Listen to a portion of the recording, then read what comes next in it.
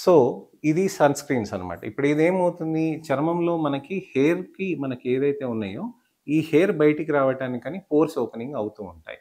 అయితే ఇక్కడి నుంచి మనకి ఆయిల్ ల్యాండ్ అనేది లోపల నుంచి ఇలా బయటికి వస్తూ ఉంటుందనమాట. ఈ ఓపెనింగ్ ఏదైతే ఉందో, ఒకవేళ సన్ స్క్రీన్ వచ్చి ఇక్కడ ఇలా బ్లాక్ చేసిందనుకోండి, అది బ్లాక్ అయిపోతది. అది ఆ బ్లాక్ అయిపోవటంతోటి ఏమవుతుందంటే, ఇవి కొమిడోన్స్ ఫార్మ్ అవుతాయి. మొటిమల గురించి చెప్తూ ఉంటాను గదండీ! పోర్స్ అయి బ్లాక్ అయిపోంగానే ఆయిల్ ముద్దల్లాగా వచ్చి అక్కడ ఇరుక్కుంటాయి. తర్వాత బాక్టీరియల్ ఇన్ఫెక్షన్స్ అవుతాయని. అదే ఈ క్లాగ్డ్ పోర్స్ అన్నమాట. అప్పుడే మనకి ముక్కు పైన ఇక్కడ తర్వాతనేమో నార్మల్ పోర్స్ ఇలాంటివి ఉంటాయి. కానీ ఎన్లార్జ్డ్ ఇలాగవుతాయి.